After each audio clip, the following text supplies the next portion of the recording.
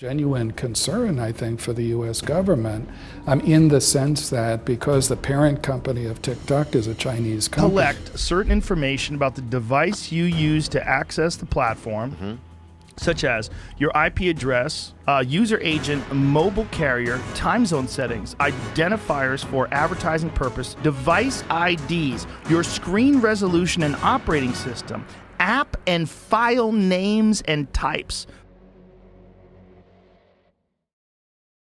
On June 29, 2020, India announced that they would ban 59 Chinese apps, including TikTok. At first, many speculated that this was just a scare tactic and that the ban would not last that long. But 2.5 years later, TikTok is still banned in India, and it doesn't seem like things will be changing anytime soon. Around the same time that India banned TikTok, President Donald Trump was making a lot of commotion about banning TikTok as well. He actually nearly succeeded, given that he introduced an executive order that banned software updates and transactions through TikTok. This order didn't accomplish all that much though, as President Joe Biden would swiftly revoke this order after taking office. Since then, it seemed like the whole era of TikTok fears was finally coming to an end. More and more creators would expand to TikTok or completely switch to the platform. And for a brief period, TikTok even became the most popular site in the world, beating out Google.com. It very much seemed that TikTok was here to stay like WhatsApp, YouTube, and Instagram. But more recently, it appears that TikTok fears have started to ramp up once again. At the end of 2022, Congress banned TikTok across all federally owned devices, and since then, this ban has expanded to basically every institution that's even vaguely related to the government. This includes dozens of states and public schools and colleges like the University of Oklahoma and even UT Austin.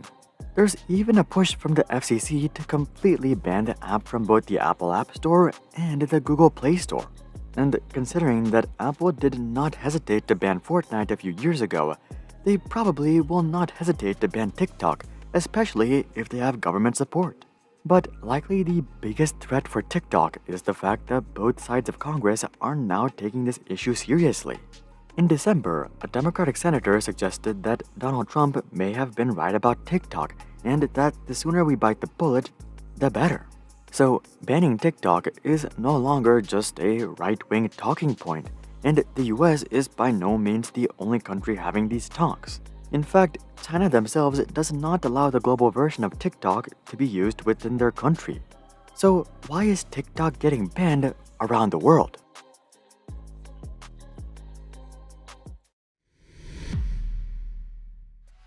Well, the answer isn't rocket science. The reason that TikTok is getting banned is because it's considered a national security threat. But if that was the case, how was TikTok able to get so large in the first place? Why wasn't TikTok banned right from the start, or at least much earlier than now? Well, to answer this, we'll have to take a look back at the origins of TikTok, which date back to 2012, when a young engineer named Zhang Yiming established a company called ByteDance in Beijing. ByteDance's first app, called Neihan Duanzi, came out in March of 2012. This app centered around sharing funny jokes and memes, and while seemingly harmless, there was something much more sinister going on in the background. Like Facebook and Google, the app was very much focused on collecting user data, and this wasn't Zhang's first rodeo either. Before founding ByteDance, Zhang was developing an app that could use user data to serve them news articles that they would be fond of. Zhang simply modified these algorithms to work with memes and funny videos, and this was a roaring success. Within 6 years of launch, the app would be able to reach a whopping 200 million users. It turns out that when you show people what they want to hear, it's quite easy to garner their attention. We've seen a very similar phenomenon in the US, which has led to the creation of echo chambers across social media. But this success did not last all that long, given that the CCP would step in. In 2018, the CCP would ban Neihan Duanzi for being too vulgar. While it's true that the app did circulate a bunch of dirty jokes and memes, this was likely not the reason for its ban. The real reason came down to two things. One, the app was circulating memes that poked fun at the Chinese government, calling the president Winnie the Pooh. And 2, China prefers that their citizens are generally doing productive things, and this app could not be described as productive by any stretch of the imagination. So that was the end of Nihon Duanzi, but ByteDance likely didn't mind too much because they had something much bigger in the works. You see, 2 years before Nihon Duanzi got banned, ByteDance launched another app called Douyin, which is the original Chinese version of TikTok. Initially, Douyin was widely known as the Musical.ly ripoff, but that was honestly more of an insult, given that Douyin was much more powerful than Musical.ly ever was. The reason? Well, Douyin was built to get users addicted. Zhang used all of his experience from his news app and his meme app to concoct an irresistible app. It played into many of our primal instincts, like our desire for instant gratification and constant stimulation. Later in 2016, Douyin would launch outside of China under the name TikTok. About 1 year later, ByteDance would go ahead and acquire Musical.ly for $1 billion. And shortly after, they would merge the two apps together, giving rise to the TikTok that we all know today. Almost instantaneously, TikTok caught the attention of regulators and country officials, but likely not for the reason that you would expect. The initial concern wasn't even national security. The initial concern centered on the content itself. To put it bluntly, many countries felt that TikTok encouraged brain-dead behavior amongst young people. And objectively speaking, this is true given that we would see trends like devious licks. Some countries also felt that much of TikTok's content was obscene, immoral, and vulgar. And this is very much true as well, given that half the content on TikTok is just thirst traps. At first, countries simply tried to talk common sense into people, but when this proved to be ineffective, they started cracking down. Some countries decided to punish those that were producing this content and make examples out of them. Egypt, for example, would throw 5 women in prison for simply making TikTok videos. One of these women was literally arrested for telling her followers that they could make money by working with her. Fortunately, most countries did not go that far, and they simply stopped at banning the app like Indonesia, Bangladesh, and Pakistan. But wait a minute, isn't China also not a fan of such unproductive content? Well, yes, and that's why they would crack down as well. But fortunately for ByteDance, they wouldn't go as far as banning the app. Instead, they simply wanted ByteDance to reduce its addictiveness and spread more positive, productive content. ByteDance would obviously abide, and this is what led to Douyin and TikTok becoming completely different platforms. While the app's functionalities are identical, the content is radically different. If you're a kid in China, your daily usage of Douyin is limited to 40 minutes, and all the content that you're shown will center on science experiments and museums. One social media analyst describes the difference between Douyin and TikTok as spinach versus opium. But TikTok wasn't just shortening attention spans and getting people arrested. Given the insane popularity of the app, it didn't take long for bad players to start leveraging the platform. In late 2019, for example, the Islamic State started using TikTok to spread their beliefs. They posted content that showed them capturing people and even beheadings. Around the same time, TikTok also became a breeding ground for misinformation relating to COVID-19 and the 2020 election.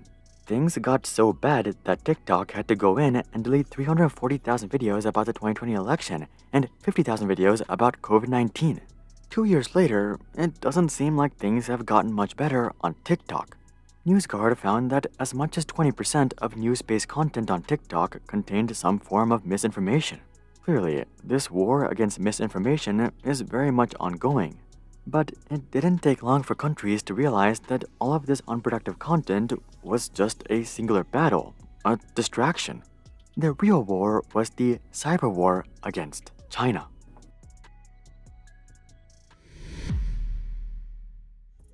The idea that TikTok collects a bunch of user data is not a theory, it's a fact.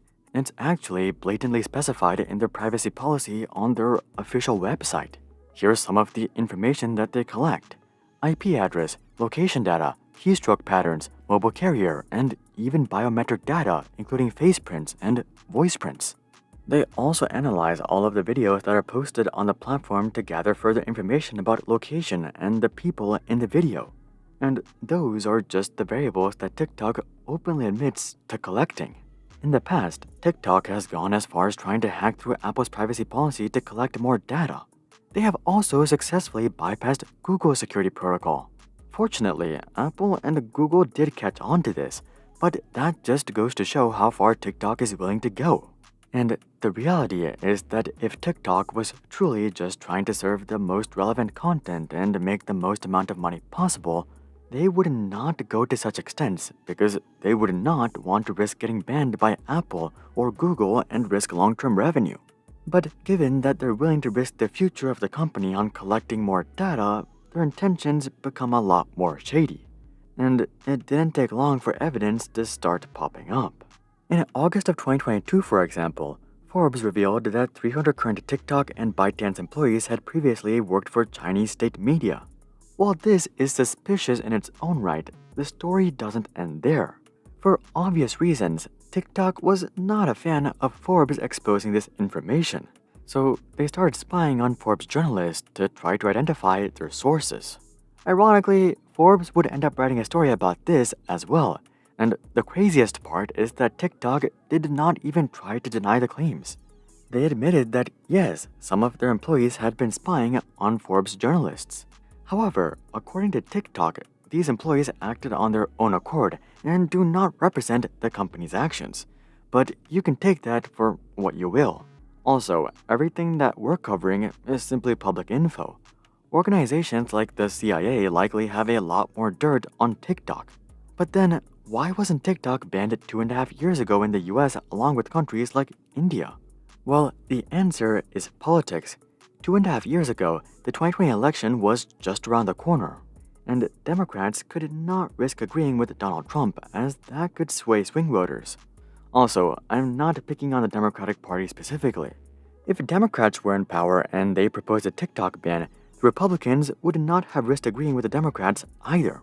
The Republicans would have probably framed a TikTok ban as some sort of attack against free speech. And these party politics gave TikTok the perfect opportunity to double down. It wasn't until after Joe Biden revoked Trump's TikTok ban that TikTok started collecting biometric data and trying to bypass Apple security. So it looks like there's no one to blame for TikTok's power other than our own government.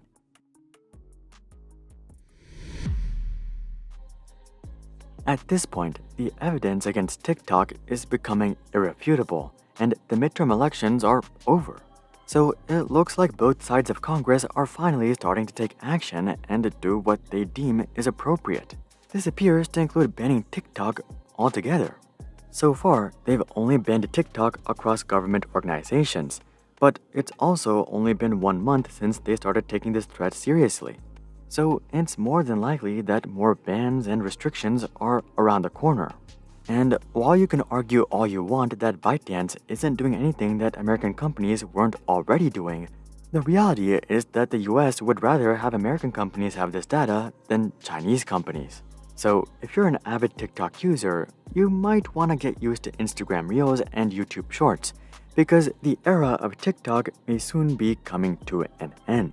Would you support a TikTok ban? Comment that down below. Also, drop a like if you think that a TikTok detox would be good for society. And of course, consider checking out our Discord community to suggest future video ideas and consider subscribing to see more questions logically answered.